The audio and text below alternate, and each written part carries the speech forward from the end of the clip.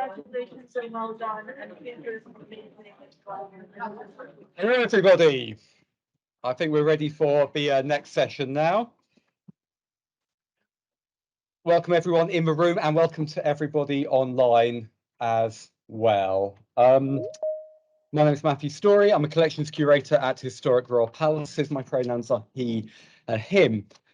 Our first speakers for this session are Nance, pronouns she, they, Lillian, whose pronouns are she and her, and Giovanni, whose pronouns are he and him, and they are from the Teenage History Club.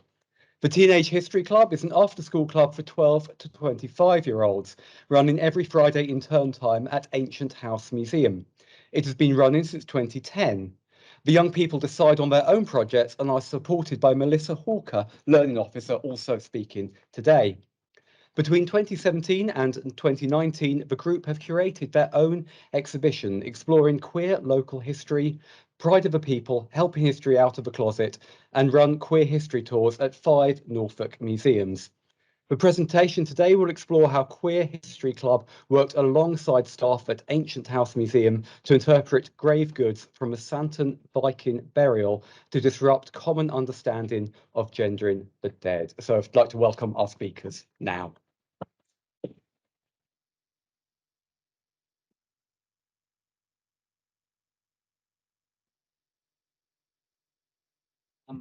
Hello. Yeah, I said we are Teenage History Club. Yeah, we're a group of young people. I said aged between 12 and 20 years old. We meet up every Friday after school to work on history projects. Our group was formed in 2010 at Ancient House Museum. We still meet up to this day. Is an original Tudor house dating from about 1490. Over the years, it has had many adaptations until in 1924 it was opened as a museum by Prince Frederick Duleep Singh. Frederick Duleep Singh was an Indian prince. His father was Maharaja Duleep Singh, the last Maharaja or king of Punjab. Prince Frederick had queer experiences during his time in the army before and during the First World War. His sister, Princess Catherine Duleep Singh, was a lesbian who lived with her lover, Lena, for 20 years. Lena said they were like two little mice in a house. I played Lena in our recent escape room. So Ancient House has plenty of queer history connections. We are a small exhibition. This slide shows basically the whole museum apart from our special exhibition room. We need to thank our funders, Kick the Dust and Brex Fenage and Rivers Landscape Partnership, who are supported by the National Lottery Heritage Fund, Arts Council England, Suffolk and Norfolk County Council, and Norfolk Museum Service. We were asked by Oliver Byrne, curator of Ancient House, to work as community curators on the Vikings History on Your Doorstep exhibition. This presentation is about that work. In the winter of 869 to 870, the Viking Great Army overwintered at Thetford. After this time, the area became prosperous and many people from Scandinavia settled.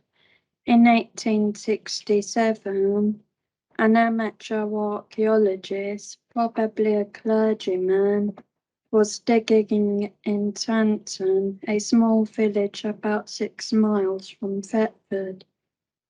He uncovered a burial site with grave goods. The items were found 2 feet deep in grave on the slope of a hill to the north of the church and at no great distance from the River Ouse. Grave goods are items buried with a person. This shows it was a pagan burial because people were buried with their possessions for use in the afterlife. Only the first generation of settlers were pagan. They were converted rapidly to Christianity. Christians were not buried with their belongings because they believed in a spiritual, not physical, afterlife. The grave goods in the Stanton burial were an iron sword with a down curved guard and pommel and an up curved bar at the base, and a pair of double shelled gilt bronze oval brooches with silver fittings, open work upper shell, and stylized animal shapes on them. The underside of the lower shell has a clear cast textile impression with a pair of cast pin attachment lugs and catch plate with the traces of the missing iron pin. These types of oval brooches were the most common type during the Viking period. The brooches were worn in pairs on an apron-like overtunic, usually with a string of beads hanging between them.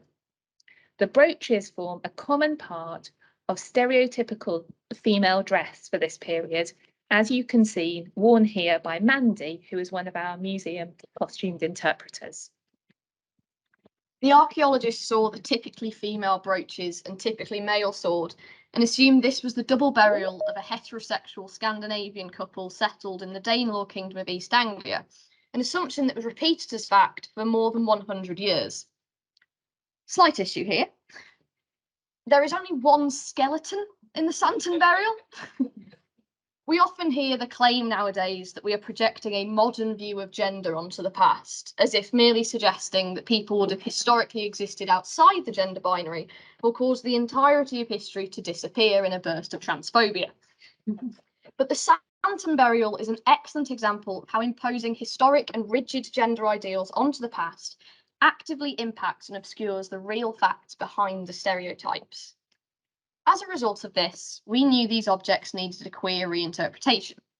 Queer interpretation of objects is not a new idea for Teenage History Club.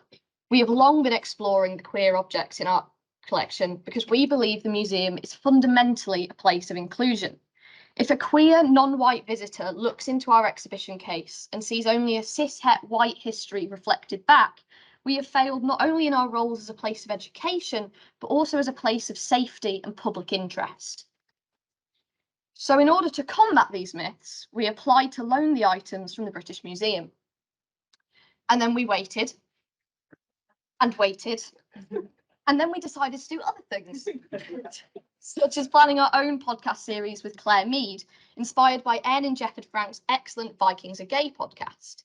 This is currently a work in progress and will be released alongside other projects with Claire's drag alter ego, Eugene Delacroissant, director of all the museums, as well as a poetry workshop with Leicester's own Jay Hume.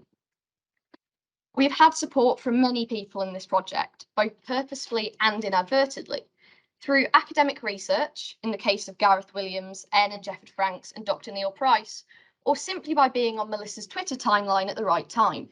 And if you can see yourself on this board, please know you are greatly appreciated.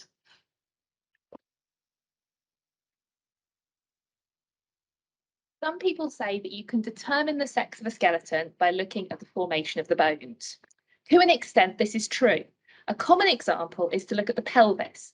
As you might expect, typically females have wider pelvises, which are necessary for childbirth. But it is not as simple as this internet meme would have you believe. There's a wide variety of pelvis formations found in both male and female skeletons. Well, looking at a pelvis may give you a suggestion of a skeleton's biological sex. It's only one factor. And even then, you have to look at many different parts of the pelvis, not just what was shown in that first slide. And indeed, all skeletal traits used to sex a skeleton are on a spectrum between an extremely male presentation and an extremely female presentation. Most skeletons fall somewhere between the extremes. On considering the spectrum placement for a number of factors, we might be able to say that a skeleton is probably or most likely a male or female, but no more than that. Just this last Monday, the British Association of Biological Anthropology and Osteoarchaeology issued a statement on sex estimation. Quote, when working with human remains, osteoarchaeologists have begun to emphasise the limitations of their methods by using terms such as estimated sex or skeletal sex rather than biological sex. This is because the skeleton is only one part of the human biology where sex differences occur, and archaeologists rarely have access to soft tissue, DNA, or other chemical data, which could provide additional insights into an individual's sex. Additionally, sex assessment is inaccurate for skeletal individuals who died before going through puberty, as puberty is when hormonal changes drive the development of many of the physiological differences between biologically male and biologically female individuals. In our case, the skeleton did not survive Victorian excavation, so we don't even have these avenues open to us. We have only the grave goods to enable us to sex the skeleton. The idea that we can use stereotypes surrounding artifacts to determine a historical person's gender is not only misfounded, but it's also inaccurate. Anyone can wear a brooch, and anyone can wield a sword. It's not just men and not just women, vice versa. By interpreting archaeological findings in this way, we're confining history to our modern gender stereotypes and restraints. When we step free of these societal concepts, we can interpret historical digs in a clearer and more open-minded way. This particular individual found in the dig could have been gender non-conforming, they could have been trans, they could have been non-binary. These are just a few explanations, but we have no way of knowing for certain. Yeah. The buried person could have identified as male, female, or something in between. Today's language, we might say non-binary, non-binary, but the person might have been transgender.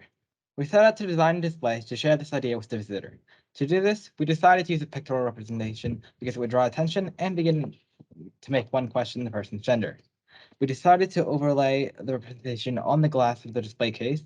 This had the added advantage of showing the brooches through the outlined figure in the case and the location of where they would have been worn. We began by making a basic outline to be placed over the display case to see if the idea would work. To do this, we drew around Sam, a member of Teenage History Club, onto a sheet of plastic, which is normally used for wrapping flowers. We laid it over the front of the existing case. From there, we decided the brushes and the sword would rest behind the outline in places where they would naturally be in a person. This version gave us the confidence to afford this interpretation method. We decided to commission an artist to do the drawing because as brilliant as we all are, we didn't think we were good enough for the job. So we went for a professional artist, Peter Kent. To commission Peter, we needed an artist brief. To do this, we needed to research the clothing for the time period for historical accuracy. We consulted books by archaeologists and historians. We also consulted archaeological reports for Thetford, including one for the dig, which took place in a car park behind the museum. We asked Peter to include a specific belt buckle and strap from the report. We checked the printer to find how thick the lines for the drawing would need to be clear and easy to apply on the glass case as vinyl.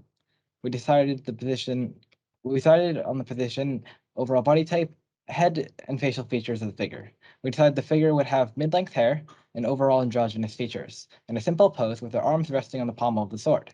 But the sword is too fragile to be displayed in this vertical position, so we needed to change the figure's hands as they were about to grasp the sword. We sent the brief to Peter, and he created his first draft for us to see. We needed to ask for some changes. The belt needed to be tied differently, the face was too feminine, and the neckline was too blocky. It needed to be more key-shaped. So we annotated the drawing and sent it back to Peter. He sent us another draft. We were happy with this version and asked him to send it to the printer. We then wrote the instructions for the British Museum installers on where to place the objects, in the case that they would line up with the figure outline. It was done, and it looked amazing. So here is the case in our changing displays room.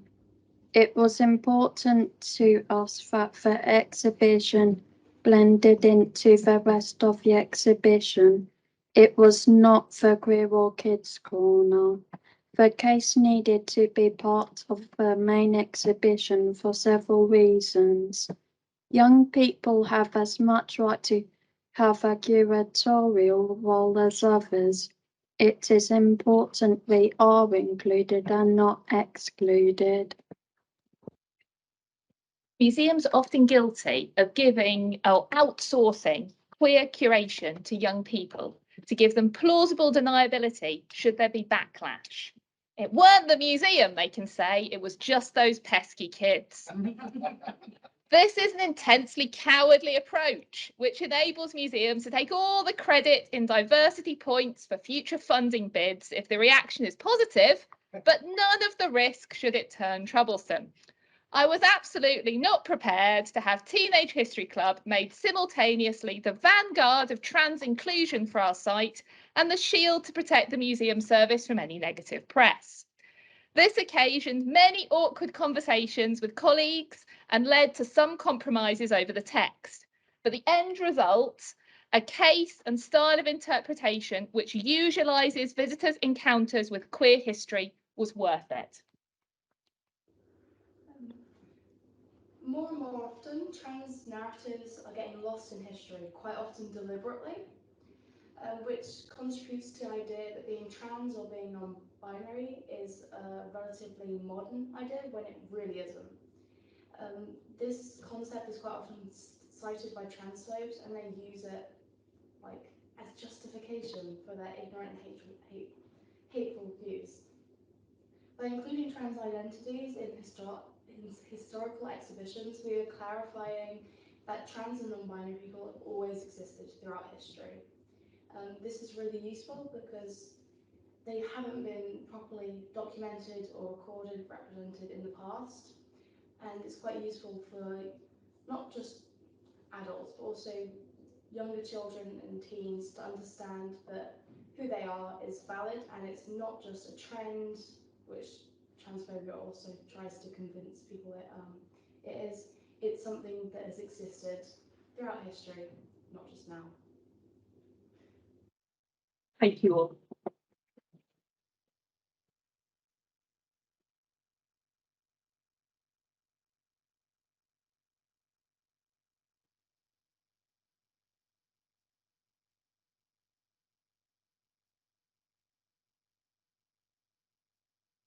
Well, thank you so much for really sharing best practice in the sector. I think everyone who heard that was like, okay, that's how I need to do things. So, and that is the point of conferences like this. We will all just get better. So thank you so much. It's worth saying as well, I know there are more Teenage History Club, and we saw more of them on your slideshow, but you were the ones who were lucky enough to be left out of school for these 2 days. So I praise your schools, but also want to acknowledge the rest of the Teenage History Club as well for their amazing work and contribution. Great. Are we set up online now? Brilliant. So our next speakers are Julie Brown and John Sleigh. John, that is how you say your name, isn't it? Yes, excellent. I couldn't do the lunchtime, just check I got it right thing before. So Julie and John are going to talk about the work of the new art gallery. Here their subject is Here&Queer, queering our collections at the new art gallery Walsall. Julie Brown, whose pronouns are Julie or they, is a collections curator at New Art Gallery Walsall, where they manage, display, interpret and promote access to Walsall's public arts collections, archives and art library. Julie is passionate about the use of collections to promote equity and inclusion and for well-being. They practice an ethical, values-led approach to managing public collections, where possible working in co-production and democratising access and decision-making in order that Walsall's public collections reflect, represent and benefit those that own them. John Sleigh, whose pronouns are he, him, is a freelance learning curator, arts educator and art history writer. He works nationally as a specialist in fine art engagement with a diverse portfolio of art institutions, museums and heritage sites across the UK. He produces, delivers and consults on art engagement and has built a national reputation for innovation, applied ethics and delivery of projects reflecting inclusive futures.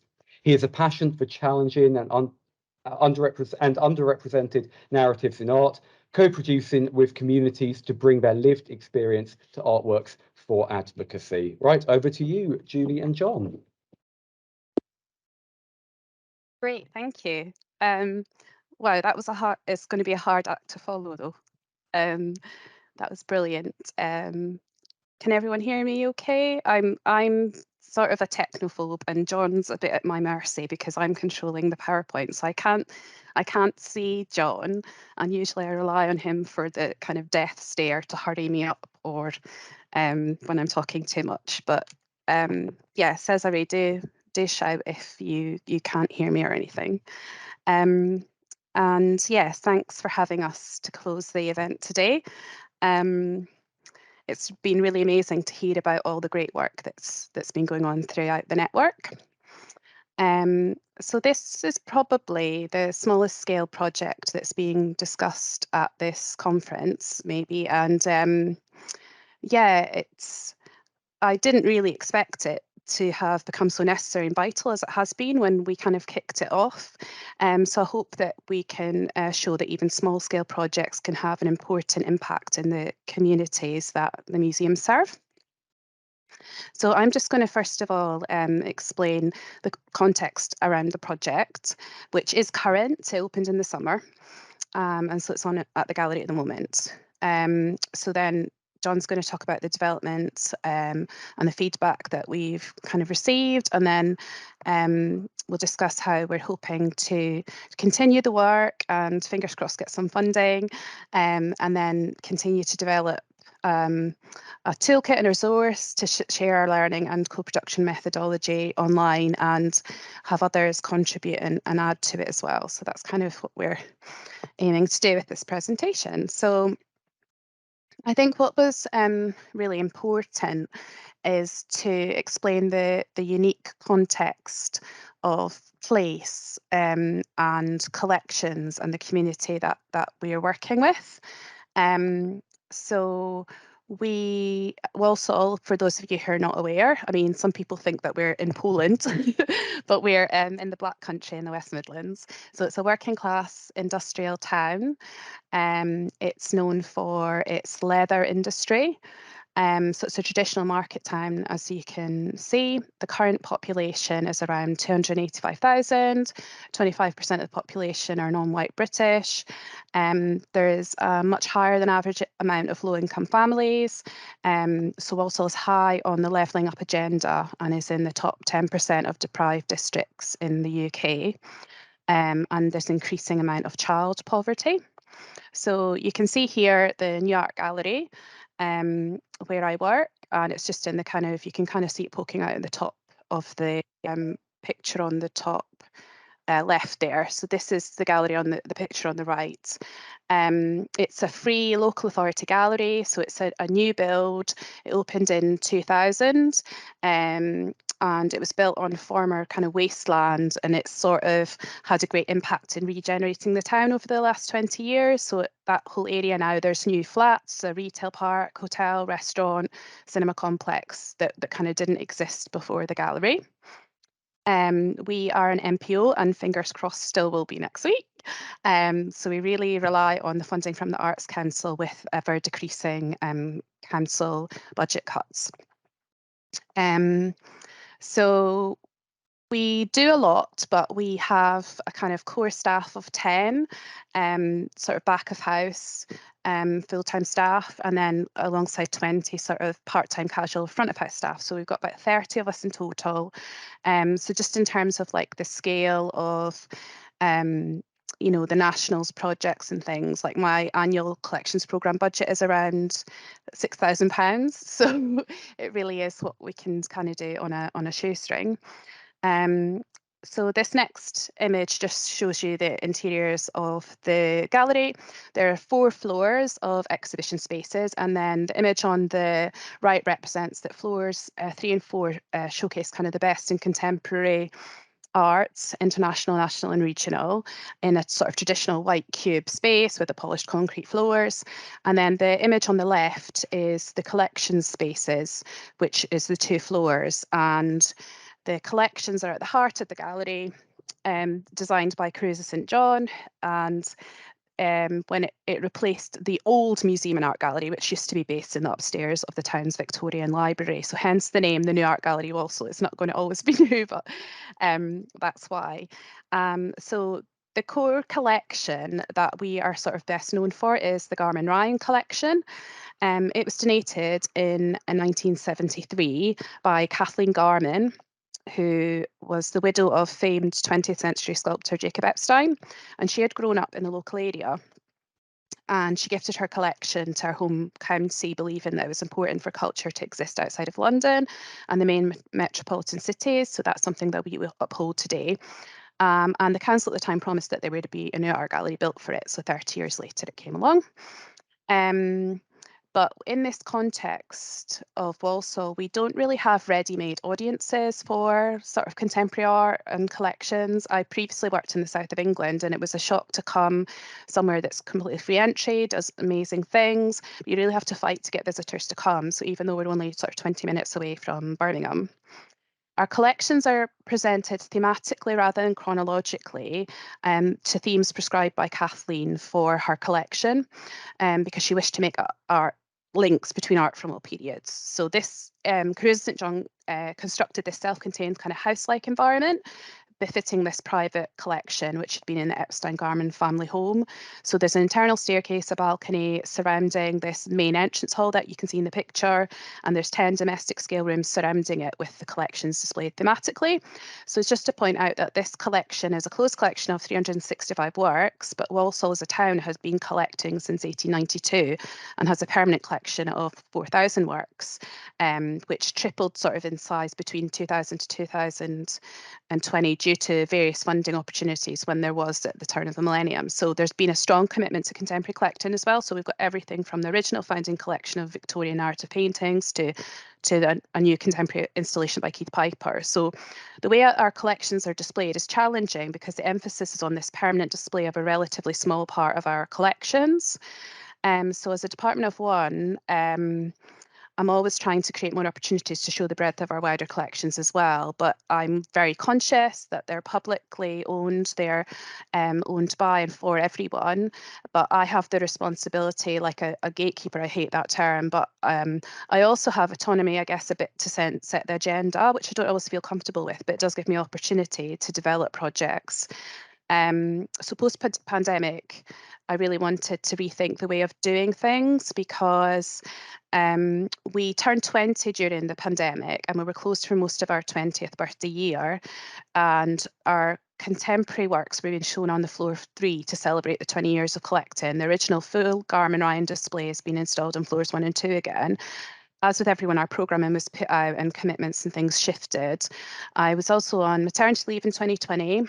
Before I went on maternity leave, I'd done the core leadership programme, and that really did embolden me as well to further my values-led practice. I made a conscious decision that I was going to put equality and diversity and wellbeing at the heart of everything that I was working on and be more vocally activist in my practice. Museums aren't neutral and they shouldn't be neutral.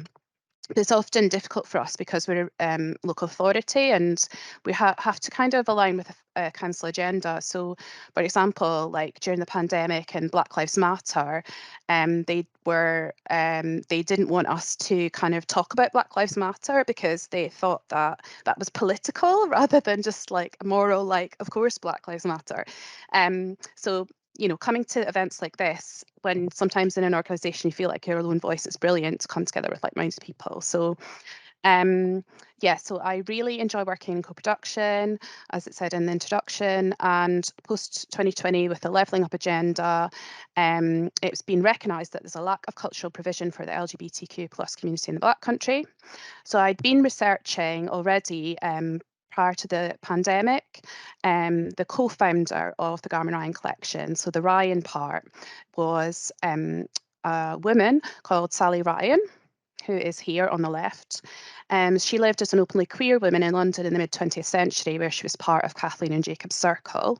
She was an artist in her own right. So on the left, that's Jacob Epstein's depiction of Sally, but then the sculpture on the right with an Epstein in the background is by Sally, so La Martinique. That's actually by her. She was a talented sculptor. She was privileged from a wealthy American family, and she was a little bit of the black sheep of her family who did her own thing.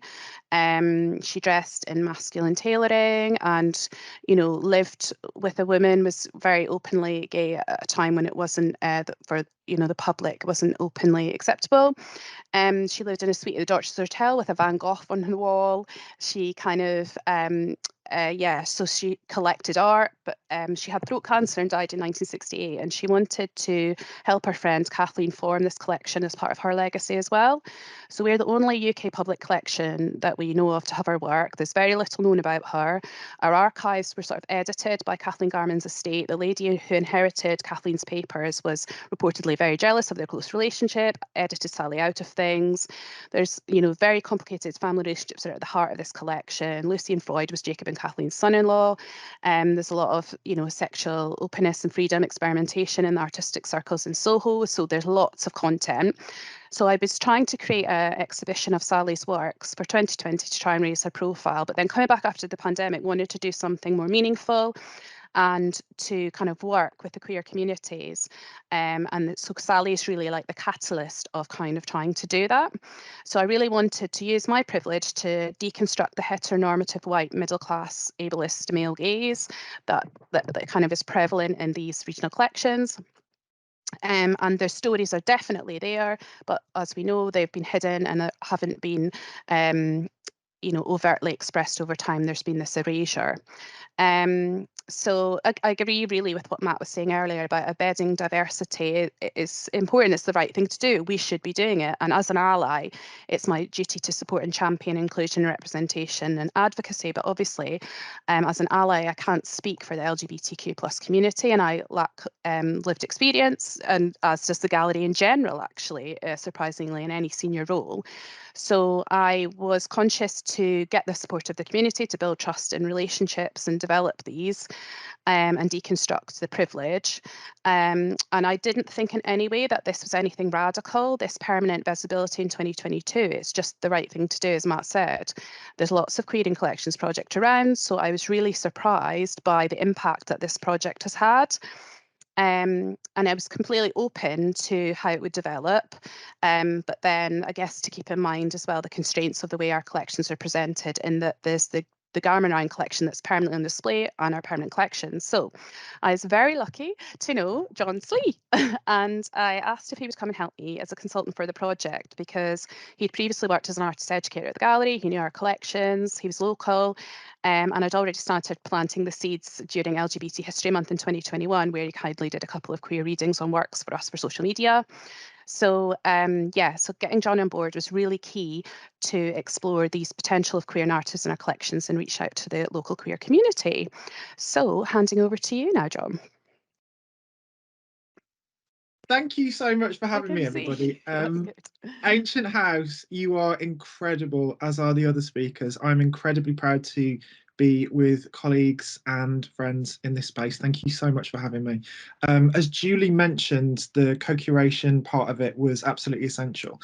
Considering Walsall from a post-pandemic perspective, I think was incredible, because one of the first things about establishing this project was to speak to people about what they want, not presuming or prescribing what they want on behalf of any gallery agenda. We are not working towards a exhibition or target as such. We are considering what provision and how we can be of social care within the region. Asking people what they needed after the pandemic was powerful, because one of the initial reactions was people felt left behind. They felt very left behind in terms of the paper-thin provision we sometimes have in queer communities for social provision that rests on the emotional toil and the shoulders or one or two individuals in society, which if they are no longer able to function, if they are no longer have autonomy in order to access social provision, that disappears. One of them being Walsall Pride and Walsall Council's provision to contact queer people. They were saying that they'd reached out and simply no one was there to pick up the phone. We know that the pandemic disproportionately affected a number of us and was an incredibly painful time. Asking people what they did during the pandemic was the solution to how and why we could work with them, which was that they built their own communities. Walsall Sparkle, Walsall Wolverhampton Sparkle was a really good example of that. A homegrown community group that came together on the provision of isolation and at the intersection of ableism. The conversation around accessing queer communities was incredibly painful for them, specifically that they were told, well, if there's no provision in Walsall, you could go to Birmingham, you could go to London, you could go to Manchester. That simply wasn't an option. Simultaneously, for Walsall College and their LGBTQ plus cohort, accessing safe spaces and the ability and the privilege to travel and access other safe spaces was simply not an option for them. This project was a direct reflection of their need and what they would like to see. Specifically, whoever we worked with, the project was going to take the shape of them, not to seek queer homogeny, not to find proportionate representation, but to find islands of content and lived experience within the community that could speak on that lived experience and could be a bridging point to other lived experience. Specifically, part of that and the approach was to build in a deliberate sense of anonymity. You shouldn't have to come out to access queer provision and culture queer provision. It is a visual privilege to be able to access these spaces, but that privilege also carries with it an inherent level of danger for some people. The starting point for queering in communities is vastly different according to different regions and what those regions are looking for. The conversations that we were having with people wasn't about creating very loud, provoking activist spaces that were functioning in mainstream queer life. Their consciousness and the questions that they were asking us was how do we hold space within the community that we inhabit in the first place? How do I walk down a high street that has inherently been quite dangerous for me historically? How do I find space in a town that I don't go to at night because I don't feel safe within it? We created our expectations by going with the flow of what people wanted and building that provision, knowing that we could create a space of visibility, but also that it's part of a hybrid model that they could access it digitally on their terms. You shouldn't have to be able to be in the region, or you shouldn't have to feel that you need to go to the gallery in order to access the provision that was being put on. Another aspect that was contested but also really beautiful in its inception was the use of the word queer in the first place. For a number of the working group that we built, who were both representatives and conduits for further members of the community that we had no access to, it was, oh, you can't hear me. Can you hear me now? I can hear you. You're all good. You're all good. Can you see? Yeah. If you can't see me, just bathe in the outfit. It's beautiful. One of the contested terminologies was the word queer for our working group that was representative of the people that we were connecting with, and then the wider associations they had in the community that they were functioning as advocates on behalf of. The word was painful and difficult to access. For some, it was beautiful and it was very welcomed. Finding a balance within that and recognizing that for us in that space, queer had the widest potential to access the most identities. And specifically that because we were working at the intersection of so many identities, asking people not to categorize themselves just by one identity, but to recognize that we sit at the intersection of so many different communities and so many different aspects of ourselves was crucial in using the word queer. Two avenues of exploration that were really important to us. Queerness has always existed. This wasn't a addition of queering, as bigots would have you believe, that we are imposing queerness or we're queer washing the gallery. Queerness existed, as Julie said, in the foundation of the gallery, in the choices, the decisions, the life experience of a queer person that their collection and their wishes are now affecting vast swathes of social democracy in terms of the provision they can access. Queerness has already existed. Having Egyptian works, for example, was a really good example of that, to show the teenagers that we worked with at the college, for example, that queerness has always been there. An example being the myth of Isis that we had represented in the collection. Specifically in the Greco-Roman tradition, Isis was prayed to by women who wanted to marry other women. Having that conversation with queer teenagers in the region that associated no queerness with their identity and the surroundings around them was incredible and moving and powerful, that they'd made no correlation between where they grew up and their identity. A second one was exploring gender fluidity and being able to move with gender fluidity as it was happening within the group. One example being one of our participants came out during the consultation as non-binary and was vacillating and using different identities as such. Making sure that we could change the labels and accommodate and make sure that we honoured that sharing was a beautiful moment that institutions are not necessarily set up for in terms of binary. The co-production was about embedding institutional change. The idea that you could go to the exhibition, but the exhibition wasn't ghettoised in terms of one room, that the queer experience was 3 doors down the left, 2 doors down the right, one swinging light bulb in the corner. If you want to access it, there you go. By queering the collection, the entire building was queered. The walking trail that you can take around the exhibition is a really good example of that. Queerness is not an offshoot. You cannot opt out of it. It's how you engage with it that is the conversation.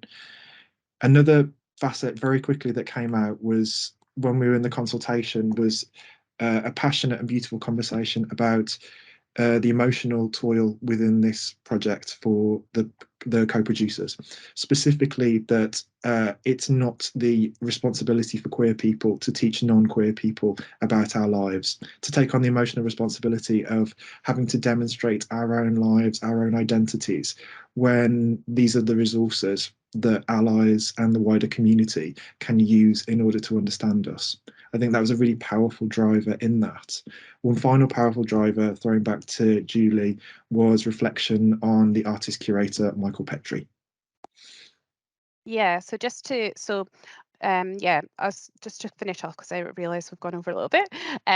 So yeah, basically this was the starting point. So this wasn't kind of an ending point. It's very much the starting point. And so just to finish by reflecting on a couple of things that have happened since the project opened in June. So as John said, Michael Petrie did this amazing project. I'm sure some of you know, but I can't see myself. So I hope you can see that. This is a hidden history catalogue. We still have some at the gallery.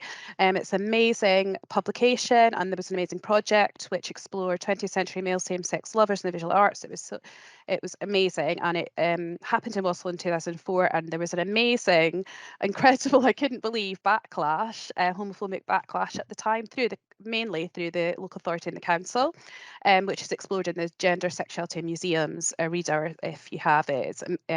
I knew of the project, that it was like an amazing project. I hadn't realised about this homophobic backlash until I read this essay, and then I invited Michael to come and meet with the LGBTQ+ collections community panel. And so this is Michael coming and doing a public in conversation as well. So we kind of wanted to make sure then they decided that it was really important to include work by Michael on the display. So we added this additional memory stop work that he gave to the gallery. So it was great to get him on board and come and speak to the group, and the what's changed in 20 years. The council actually are now on board. They're really supportive of promoting this project. It meets with their agenda. So we discussed with him a lot about non-heteronormative presentation and interpretation and cataloguing, etc.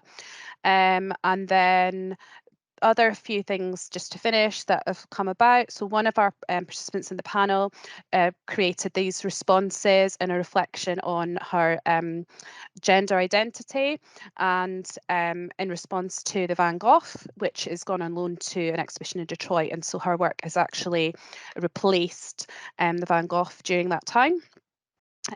We also had another member of the group who is a trans femme disabled artist, Alex Billingham, who's currently in residency at the gallery, respond to this work that they selected from the collection, and they did a performance on our roof terrace.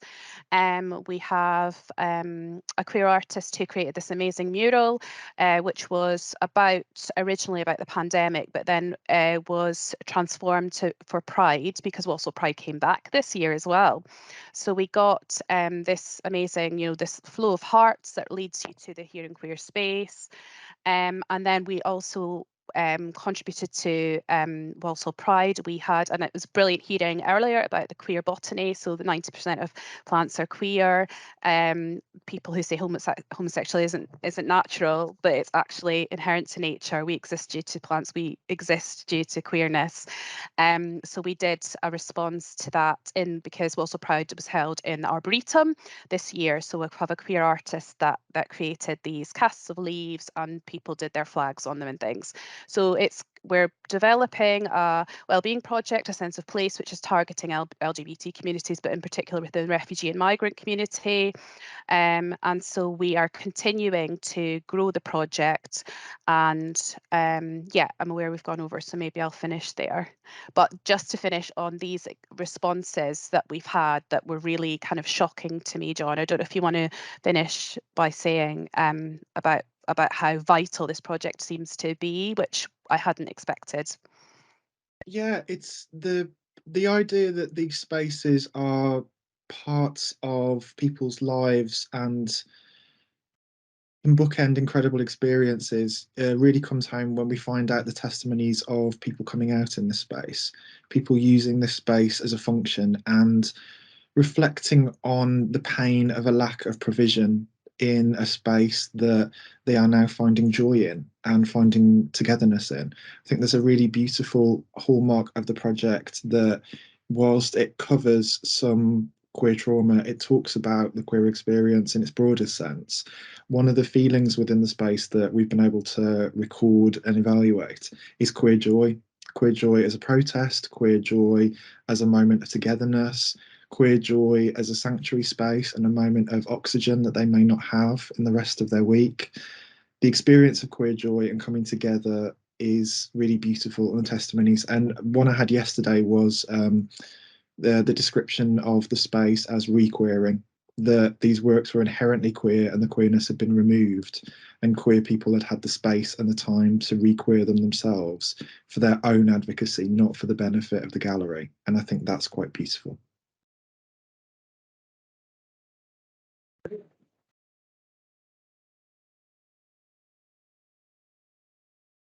Right, thank you so much, John and Julie. And it's always so important, I think, to share those quotes from visitors, because museums really do change lives.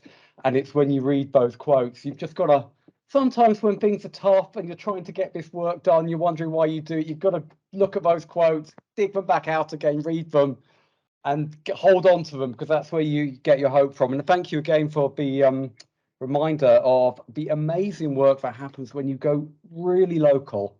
And I think this is always something that national institutions, where I've spent all my career, could learn, that the really amazing stuff happens when you just talk to the people on your doorstep. So thank you so much for reminding us all of that. Now, organisers, I don't know how much time we've got for questions.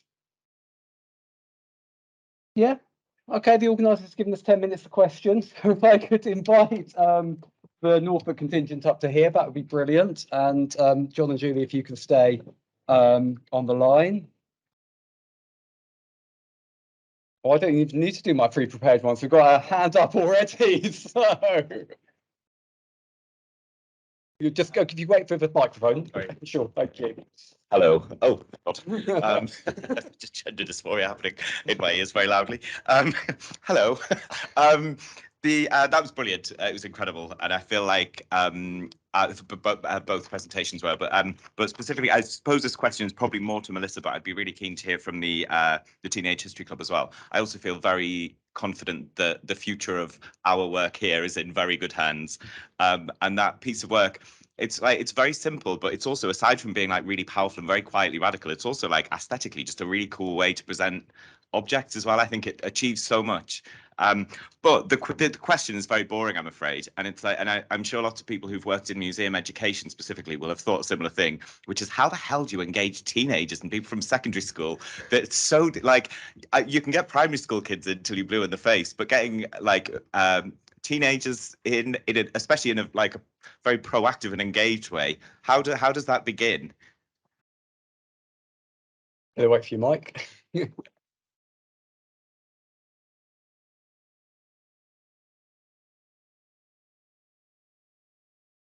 Hi. I think one thing that I've often found in museums is that I think a lot of people underestimate how many young people want to be engaged. But we've spoken a lot about queer joy today, and I think one of the things we need to mention is queer anger, or just young anger in general. Because every person I know, I mean, my friends won't go to galleries with me because they go, "Oh, Nance just gets angry all the time," and it's true, because sometimes I'll walk into an art gallery or a museum and there'll be a picture, and it's a lovely picture, but it relies on this background knowledge that's not mentioned in the label. And I think you have to accept that young people want to be proactively involved, but often they'll walk into a space and they feel like they can't be, because they feel like they're being told, this is for someone cleverer than me, this is for someone older than me, this is for someone who knows more than I do right now. And so it's really about opening up that space and making it obvious from the beginning that you want to hear other people's voices and that they are allowed to speak up, because I think until about 3 years ago, it never really occurred to me that people worked in museums. I think it was just done by little elves that like ran around and put up exhibitions. So I think people need to know that there's an opportunity for them to do that, and once you let them know that, they will come and they will do it.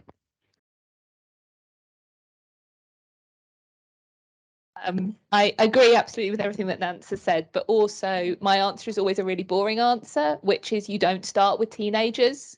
You start with your whole ethos of your museum. We're a museum of Thetford life. That means it's not my museum, it's not the curator's museum, it's their museum.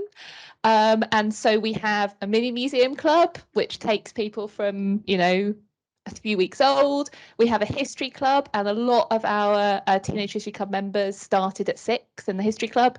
Lillian started in history club, and so they go through history club with a more prescriptive program. They still get some ownership. They can say the things that they would like to study. Sometimes they're things that they're learning about at school. Very often they're things that they're not allowed to learn about at school, and we try to fulfill that.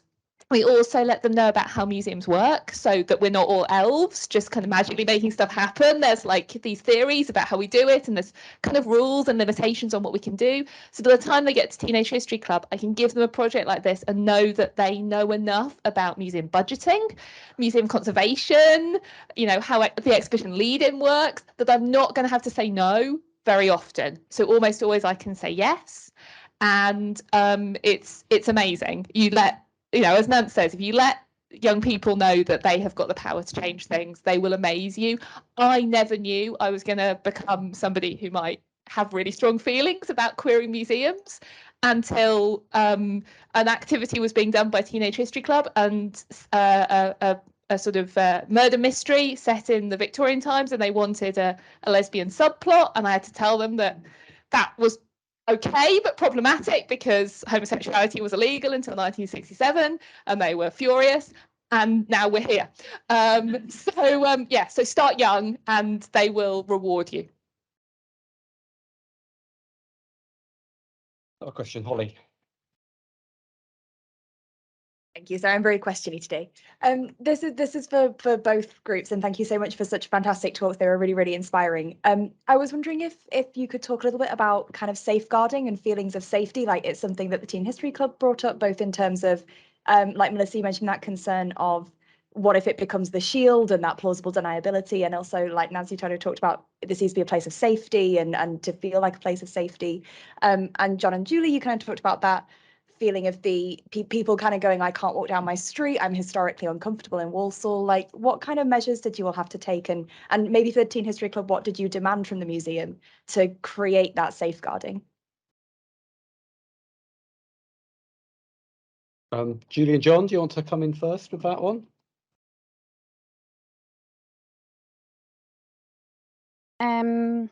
Yeah, so I guess it kind of, that was something that we discussed a lot, as John mentioned as well, particularly in light of the experience that Michael Petrie had had in 2004. And after I learned about that experience, I was very conscious about the reaction.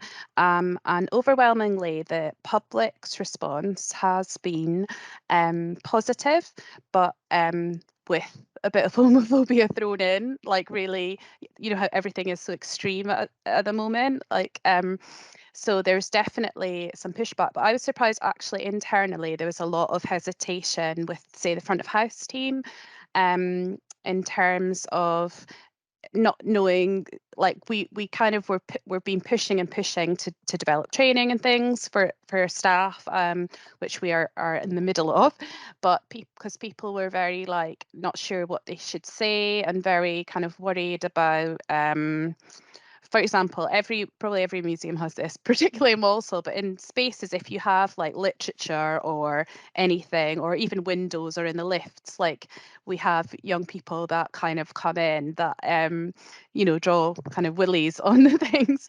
And then they did it in this kind of notebook in the space. And they were like, oh, we're going to be seen as really like homophobic. And like they were just writing silly things, which just like, as John and the group pointed out, it's like, that's just like nothing. You know, if you've lived with homophobia, that's kind of just nothing. It's silly, but everyone was getting really upset or getting worried about things because it was a queer exhibition, and just having the term queer, that's like got kind of everyone upset. But as people were saying about like the buddying thing as well, so for Walsall Pride, we created we went as a community to Walsall Pride because it usually was near the gallery. So we wanted to work with them because it was outside the gallery. It used to exist outside the gallery, but it got moved to Walsall Arboretum against kind of the wishes of the community, but because of council stuff that had been put outside the gallery, furniture that couldn't be moved. So they had to go to the Arboretum, which is like a 15-minute walk through the town centre. And that was really problematic for people in the community, or to travel in, or like the feeling of safety. So we kind of we offered the gallery as a space to get ready and a way of like buddying and going together and things like that. So we have had to consider quite a lot of things with the group, haven't we, John? Do you want to give any examples? Yeah, one example of safeguarding, I think, in terms of the emotional health of the people that we're working with, was in any level of consultation going into any level of space, was explicitly not saying that we are providing a safe space. What we are working towards is creating a safe space and deserving and working towards people's trust. But more importantly, establishing what is safe for them on their terms. And the amount of spaces, and particularly training spaces that I've been in, where the trainers turn around and said, right, this is a safe space, you can say anything you want. And I'm like, safe according to who? And safe according to what terms? And I think it's very important that people establish and articulate what is safe for them. So not providing that as a default has been really useful, saying that we're working towards that and we're going to try and create that. And a shared example being kindness and commitment to kindness within the space in terms of our language and how we interact with each other. And thankfully, people's feedback is they do feel it's a safe space, that people that wouldn't normally come to the gallery, when they found out about this project, then they think, oh, this is for us. I used to come as a kid, like to do workshops, but it didn't really mean anything to me. It didn't represent me or reflect me. And they've come back and revisited it. And the group, thanks to the community panel, have created a safe space for the community, which has been really great to hear. Thank you. Norfolk, would you like to add anything to that? If the question was asked to you as well.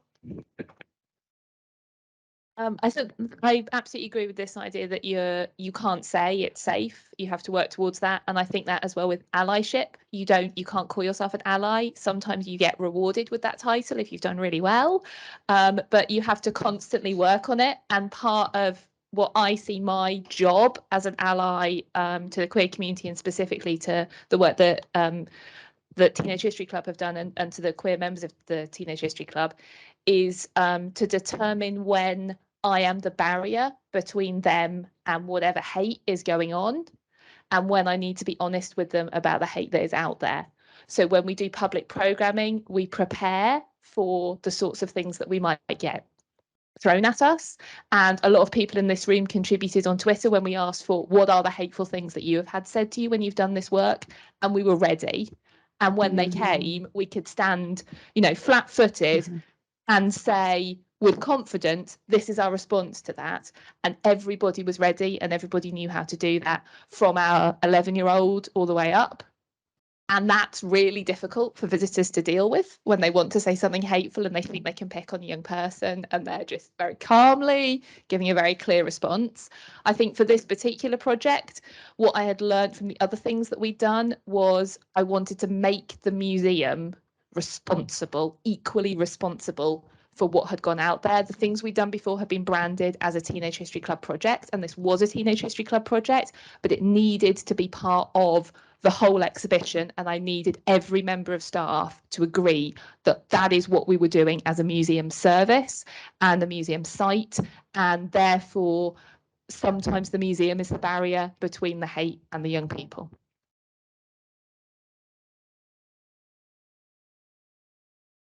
I suspect time is now up, I'm afraid, so I'm very sorry if you did have another question. I'm sure if there was something written, Cesare, you maybe could, you and I could talk about. No questions online, so that's perfect. So just a huge thank you again to our speakers who have closed this conference so beautifully. So big round of applause, please.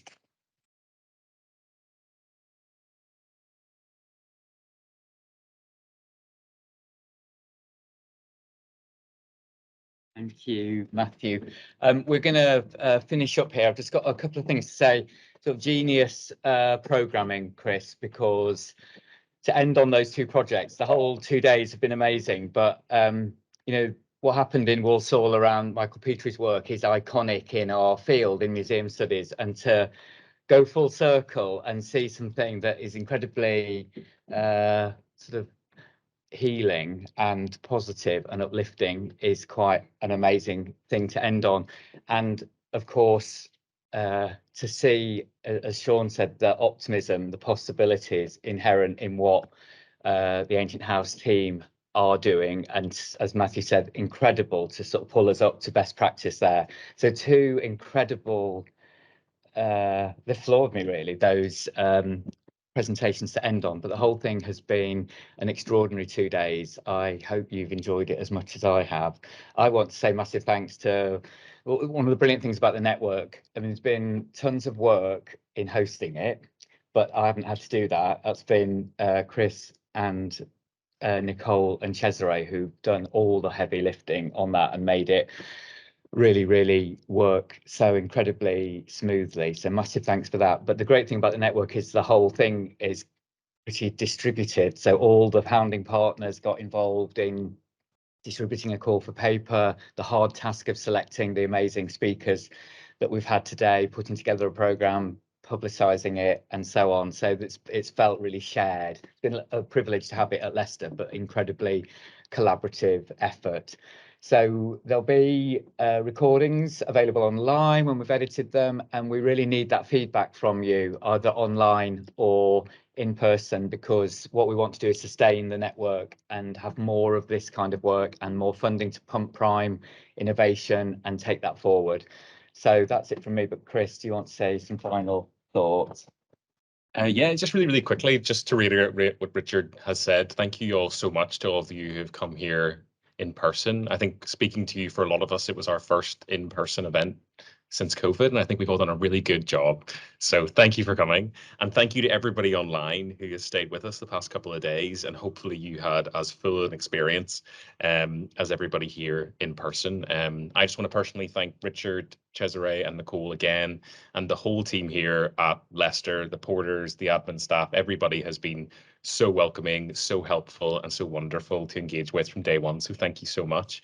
And I just hope everybody goes off now and has been inspired by the amazing speakers who very kindly gave their time to give us such wonderful presentations. And you're all inspired and create wonderful queer things into the future. So thank you.